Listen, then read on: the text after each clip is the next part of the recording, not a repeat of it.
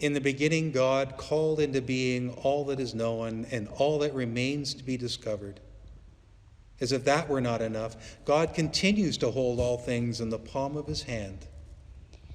And we, shaped out of the dust of creation, hold ourselves as gods, believing ourselves to be the center of the universe, greater than the God who created all things. As if it were not enough, Almighty God, that in the fullness of time you called into being a blue-green jewel of a planet to shimmer and to delight. As if it were not enough, you peopled it with creatures made in your own image and likeness, creating an oasis of life in the vastness of space.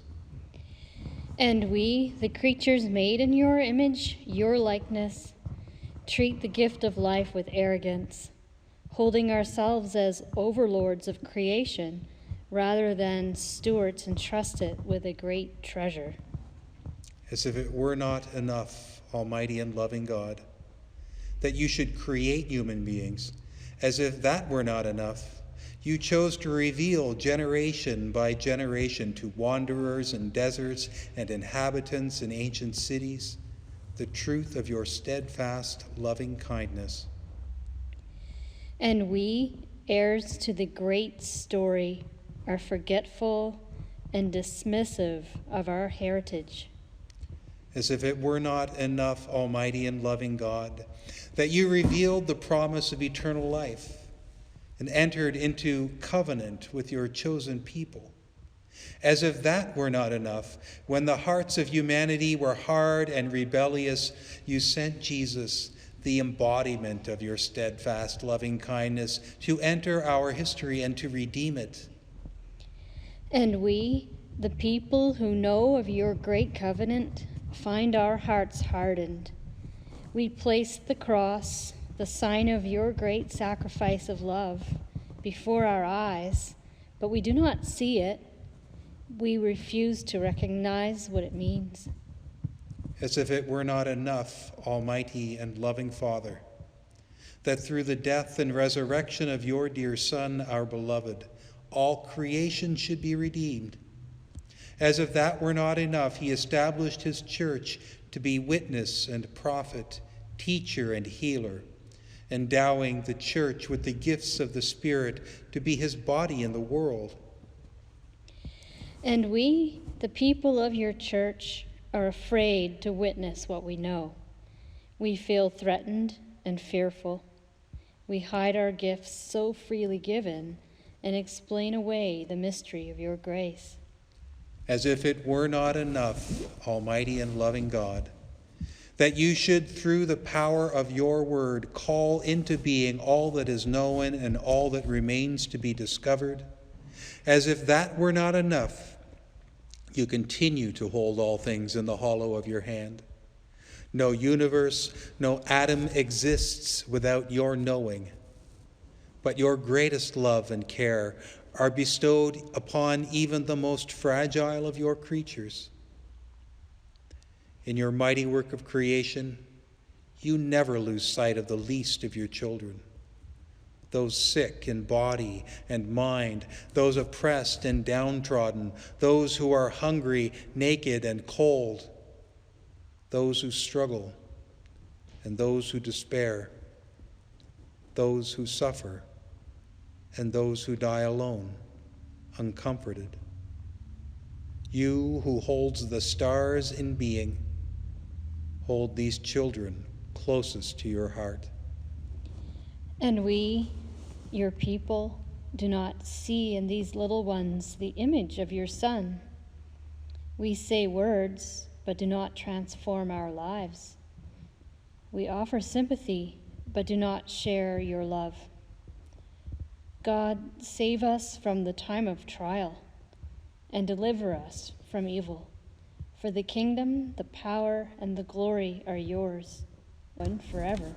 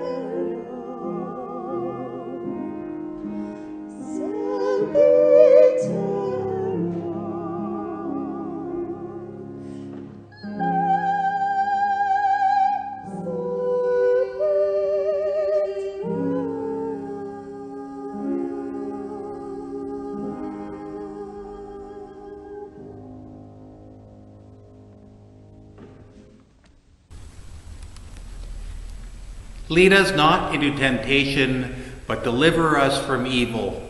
Those words are familiar to Christians. They come from the Lord's Prayer. You know, the words into temptation are a translation of words that might also be understood as the time of trial. Right? Jesus knew when it came to living in this world that there would be times of trial. He warned his disciples that there would be times of trial. Now, usually when we think of a time of trial, we think of a law court, where people are tried in order to determine whether or not they have broken the law. It's a place where accusations are made, where defenses are given, where jurors are selected and witnesses are called. It's where a final decision is one of innocence or guilt, where one is either let free or sentenced to punishment. It's a place where a verdict is delivered, where a judgment is rendered, right? But times of trial, they don't always happen in such formal settings. I mean, there are many, for example, who perceive the current COVID-19 pandemic as a time of trial. I've spoken to individuals who have asked me if I believe this is God's judgment on humanity. Are we being punished? Well, I must admit that as tempting as it is for me to say that this is a plague being visited upon us for divine purposes, I don't believe that God is punishing us. I find actually we do a good enough job of that on our own in this life. And besides, on the cross, God overcomes punishment for our sake. This is a part of our Easter hope. But I do believe still that this is a time of trial. The pandemic brings with it the stress of uncertainty. There are many judgments, many decisions being made on a daily basis, judgments that say much about our character. And they have less to do, I would say, with our guilt and our innocence, and more to do with our brokenness or wholeness. Individual character is being tested as we grapple with isolation, with separation from others. There is fear, anxiety, uncertainty. God knows there is a lot happening right now as a people. We seek to live in new situations of employment, family situations. This is a trial. It involves all of us. It's global in its scope. In one regard, humanity can be seen as being on trial at this time. And Good Friday, it has something to say to us as we venture through this time of trial. Because Good Friday stands in eternity as a day of great trial. We remember Jesus was put on trial. There was an individual trial when Jesus was accused, judged, and punished. Yet the trial of Jesus also involved the world. Right? There are 6 instances actually within the scriptures of Jesus on trial that include, individuals or groups that serve to be, authorities in the world in which Jesus lived. The first trial of Jesus was before Annas the high priest. The Gospel of John tells us this, that the soldiers, their officer, and the Jewish police arrested Jesus and bound him. First, they took him to Annas, who was the father-in-law of Caiaphas the high priest that year. There was a woman who said to Peter, "You are not also one of this man's disciples, are you?" He said, "I am not." And then the high priest questioned Jesus about his disciples and about his teaching. Jesus answered, "I have spoken openly to the world. I have always taught in synagogues and in the temple where all the Jews come together. I have said nothing in secret. Why do you ask me? Ask those who heard what I said to them. They know what I said." When he had said this, one of the police standing nearby struck Jesus on the face, saying, "Is that how you answer the high priest?" Jesus answered, "If I have spoken wrongly, testify to the wrong. But if I have spoken rightly, why do you strike me?" Then Annas sent him bound to Caiaphas, the high priest. The Gospel of Matthew describes the trial before Caiaphas this way. Those who had arrested Jesus took him to Caiaphas, in whose house the scribes and elders had gathered. They were looking for false testimony against Jesus so that they might put him to death, but they found none, though many false witnesses came forward. At last 2 came forward and said, "This fellow said, 'I am able to destroy the temple of God and to build it in 3 days.'" The high priest stood up and said, "Have you no answer? What is it that they testify against you?" But Jesus was silent. Then the high priest said to him, "I put you under oath before the living God. Tell us if you are the Messiah, the Son of God." Jesus said to them, "You have said so. But if I tell you, from now on you will see the Son of Man seated on the right hand of power and coming on the clouds of heaven." Then the high priest tore his clothes and said, "He has blasphemed. Why do we still need witnesses? You have now heard his blasphemy. What is your verdict?" They answered, "He deserves death." Then they spat in his face and struck him, and some slapped him, saying, "Prophesy to us, you Messiah. Who is it that struck you?" The third trial occurs before the council of the Sanhedrin, the governing council that held the religious, civil, and criminal jurisdiction over the people. In Luke, we read that when day came, the assembly of the elders of the people, both chief priests and scribes, gathered together. And they brought him to their council. And they said, "If you are the Messiah, tell us." Jesus replied, "If I tell you, you will not believe. And if I question you, you will not answer. But from now on, the Son of Man will be seated at the right hand of the power of God." All of them asked, "Are you then the Son of God?"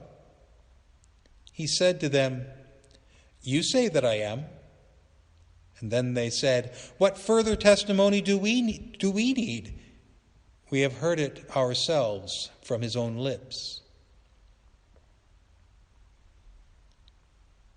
From the Sanhedrin, Jesus is taken to a fourth trial, this one before the Roman governor Pilate. The Jewish governing body involved the Romans as a way of getting them on side. They wished to present Jesus as being a threat to Caesar. Luke says this: "The assembly rose as a body and brought Jesus before Pilate. They began to accuse him, saying, 'We found this man perverting our nation, forbidding us to pay taxes to the emperor, and saying that he himself is the Messiah, a king.' Then Pilate asked him, 'Are you the king of the Jews?' He answered, 'You say so.' And then Pilate said to the chief priests and the crowds, "I find no basis for an accusation against this man." But they were insistent and said, "He stirs up the people by teaching throughout all Judea, from Galilee where he began, even to this place." When Pilate heard this, he asked whether the man was a Galilean. And when he learned that he was under Herod's jurisdiction, he sent him off to Herod, who was himself in Jerusalem at that time. So off goes Jesus yet again to be tried before Herod. The Gospel of Luke says that when Herod saw Jesus, he was very glad, for he had been wanting to see him for a long time, because he had heard about him and was hoping to see him perform some sign. So he questioned him at some length, but Jesus gave him no answer. The chief priests and the scribes stood by, vehemently accusing him. Even Herod, with his soldiers, treated him with contempt and mocked him.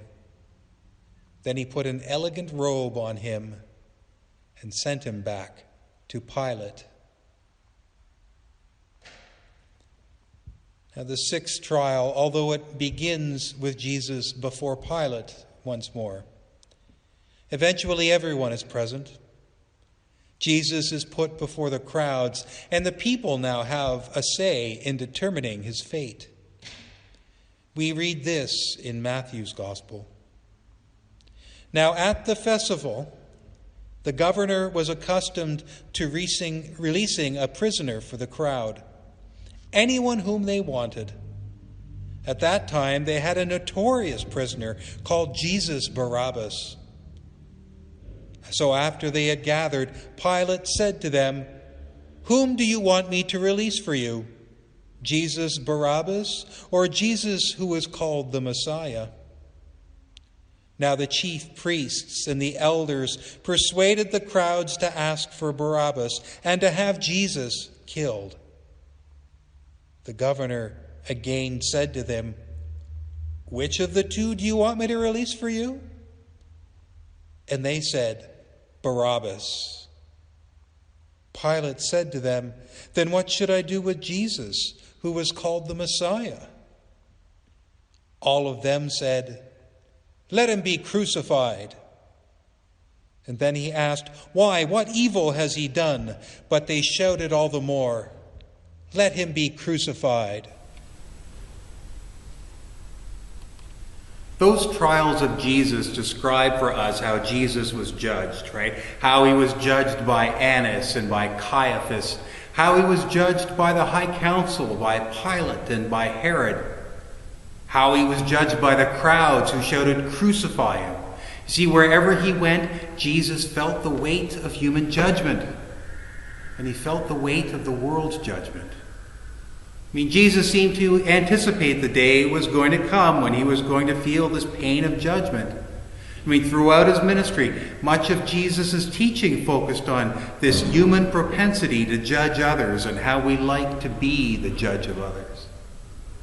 In the Gospels, we read things like, "Judge not, in order that you not be judged." Jesus said, "Let he who is without sin cast the first stone." And he also said things like, "Do not judge by appearances." Jesus also said this when it came to judging others. He said, "Why do you see the speck that is in your brother's eye, but you do not notice the log that is in your own eye?" Right? Jesus had a sense of humor, and along with that sense of humor, he offered that wisdom on judgment.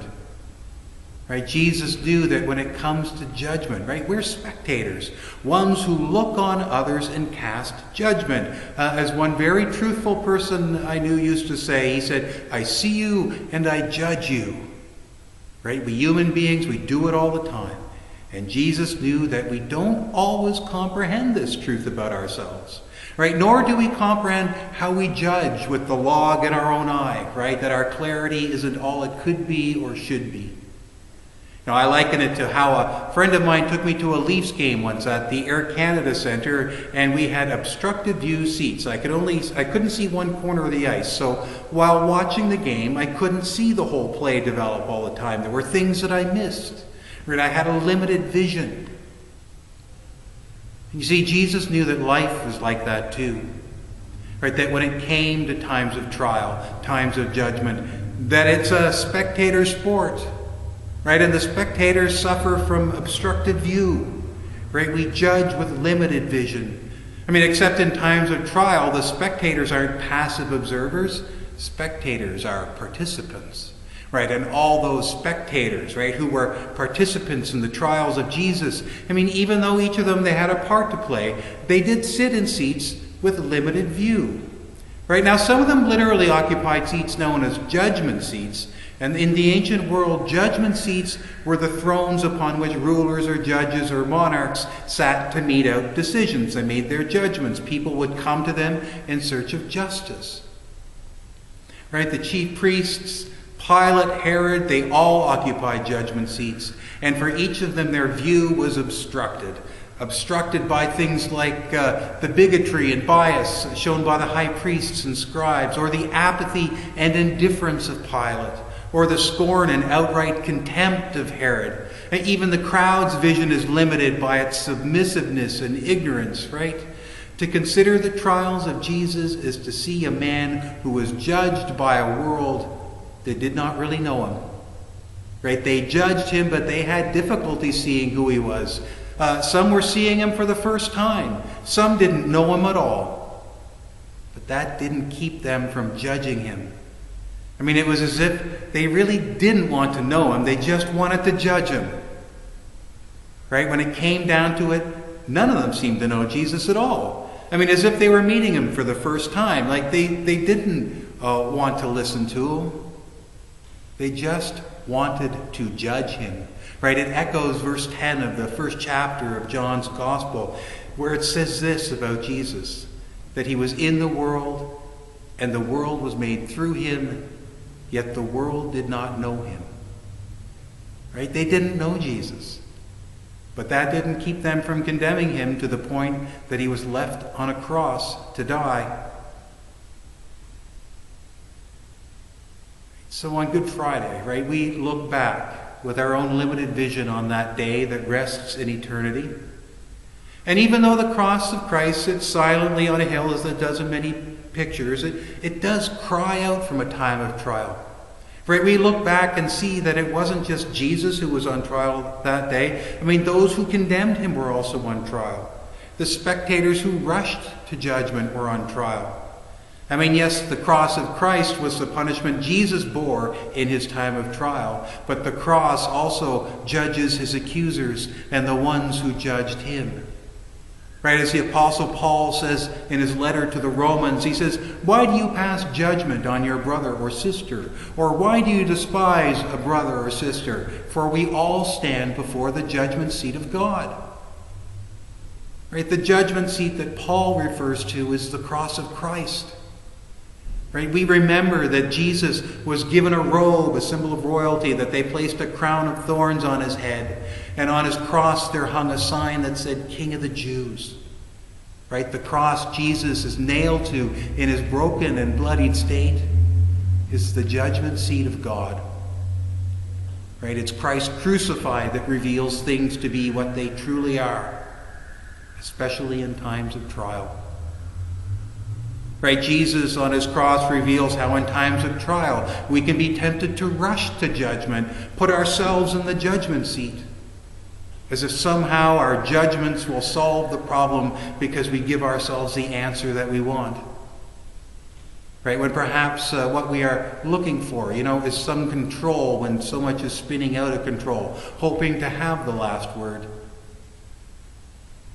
Well, may the cross of Christ remind us of how the rush to judgment can deny true justice, how it leads to a different kind of isolation and separation.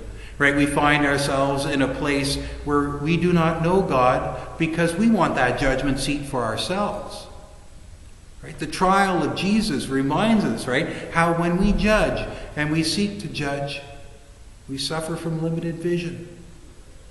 Right? And sometimes we're more aware of this truth than at others. And I find that during this present trial of the pandemic, that many of us are being reminded that we don't always see clearly and that we don't have all the answers.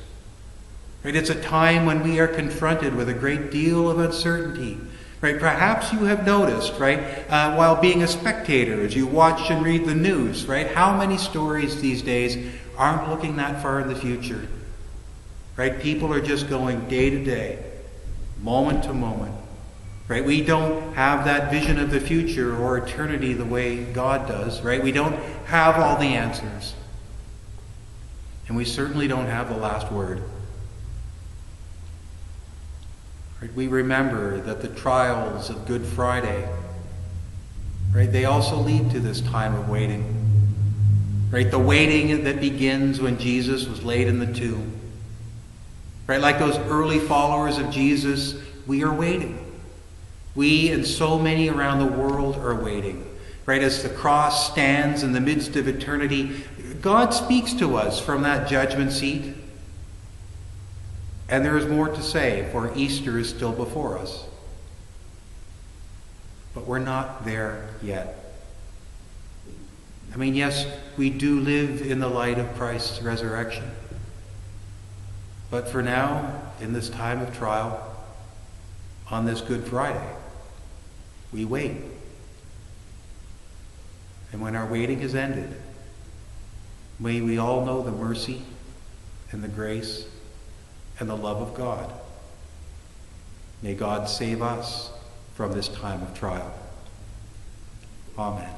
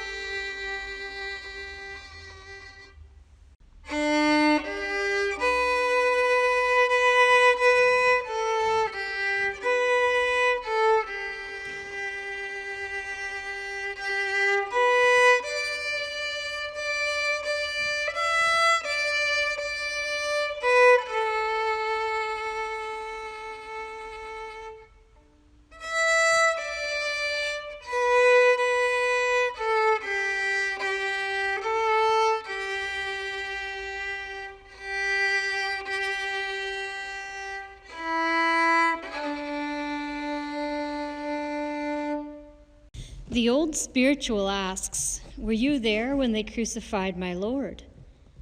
But we are here, not there. Do we shout, crucify him, crucify him? Are we a part of the story? Yes, I was there. I was there when they looked upon the one they had judged and thought they had won. The word of God was silenced. The light of the world was extinguished. The truth was disregarded and life was dead. I was there when they looked upon the one they had condemned and thought that they had judged rightly. They thought they had had the final word and that they had defeated him. But God did not send his Son into the world to condemn the world. God sent his Son into the world in order that it might know life. I was there when they looked upon the one they had crucified. I saw death and emptiness, abandonment and shame. They thought they knew. They judged wrongly. I was there.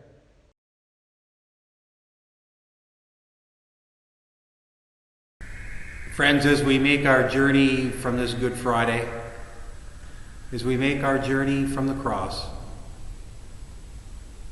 may God hallow our waiting, hallow our grieving. May God hallow our need for mercy, hallow the shadows and the gathering dust. May God hallow the darkness and hallow the hours, hallow the hope turning towards light. May God hallow us in our time of waiting. Amen.